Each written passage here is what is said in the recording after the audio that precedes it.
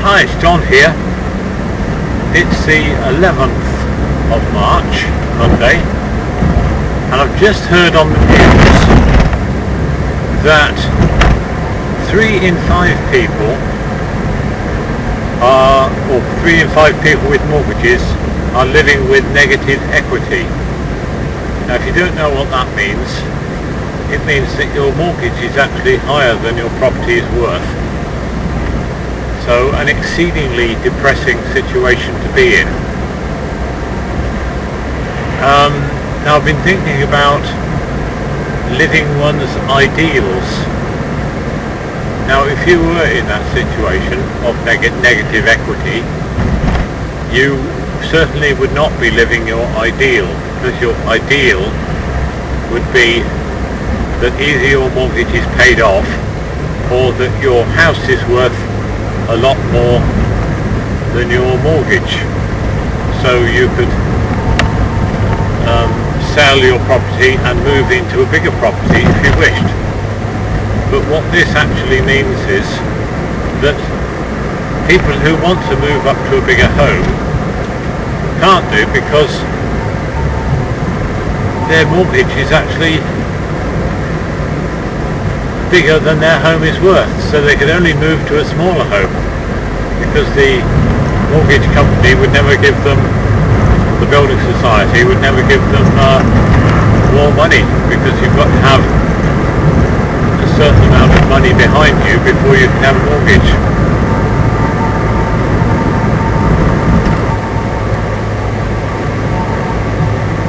Now, I would say that I'm in the happy position of, to a large extent, being able to live my ideals. And possibly this is reflected in the videos that I do. That most of the things I do, I actually want to do. And that's a very lucky situation.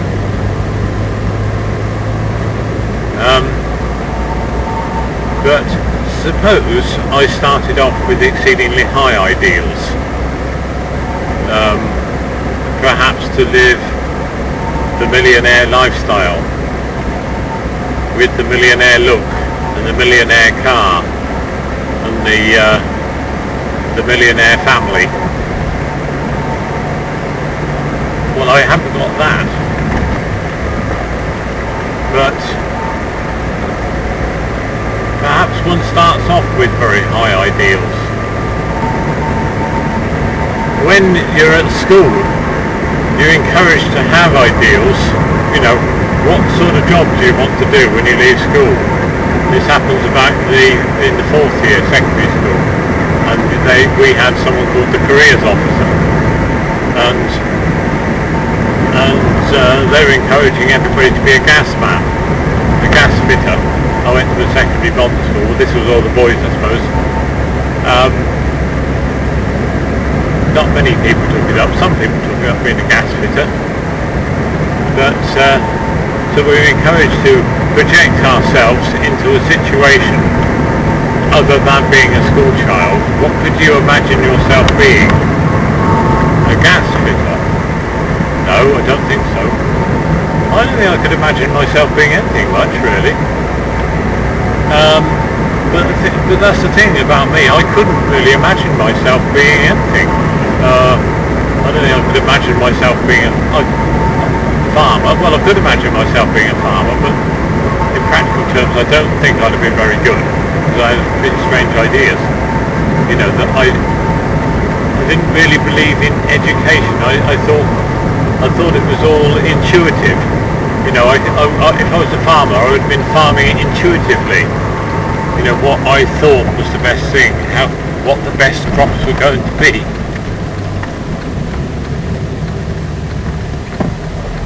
So if you're a farmer, what you really need to be, you really need to get the advisors in to tell you which crops are making money, and then advisors how to grow the crops, what fertilizer, what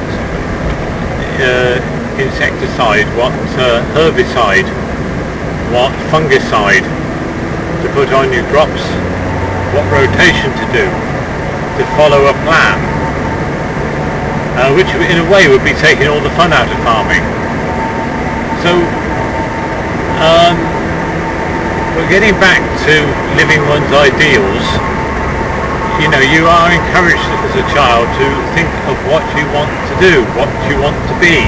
Maybe you haven't ever had any ideals. Maybe you just live in the moment and you can't think of what you would like to be. It's a comedian on Jonathan Ross show from the East End of London. He was saying it sounded like he had a similar sort of schooling to me, and he was saying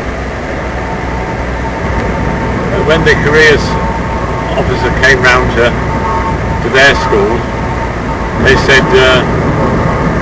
what do you want to be then?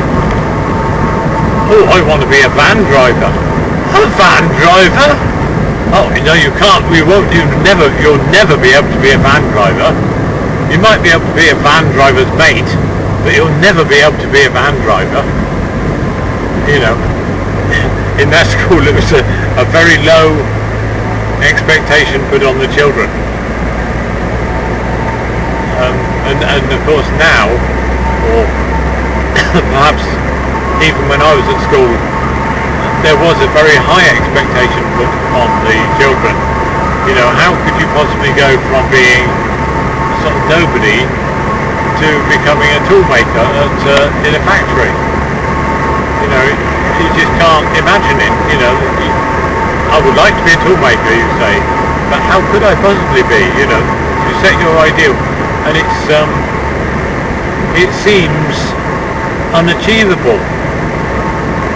And the only way, in my mind, the only way that you get to such a state would be through magic. And something's got to happen between now and then. So I believe quite strongly in the leap of faith idea.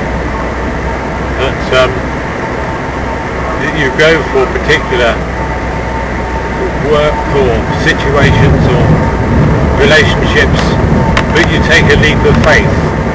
You don't know how it's going to happen, but you just think, well, somehow I feel drawn that way, so I'm going to go that way and hope the magic happens. So I don't necessarily think that ideals are a natural thing. I think in a way they're something that we've been pushed to, especially by advertising, seeing what other people, how they live their life, and one thinks, oh, I wish I could live my life like that, and this strange ideal is set up.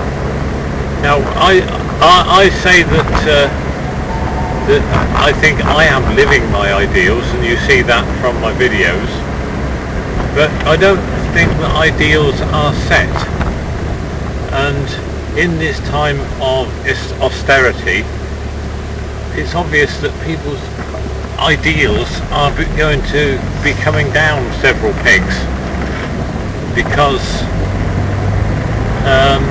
they're just not going to have the wherewithal, or the money, to be able to live up to all the things that they expected to be doing. Foreign holidays might be one thing, lavish cars, powerful cars, or whatever. Things are going to have to be coming down quite a bit. And this idea that ideals aren't fixed is quite a good one, and so ideals become very similar to sort of living a pragmatic lifestyle, practicalities, always adjusting, slipping and sliding. We can't do it this way, we'll try doing it another way. We can't buy that one, we'll buy this one.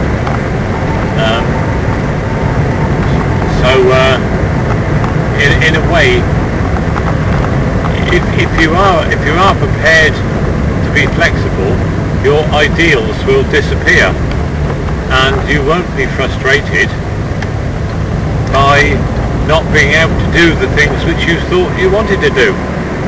I've solved all the world's problems. Okay, bye for now.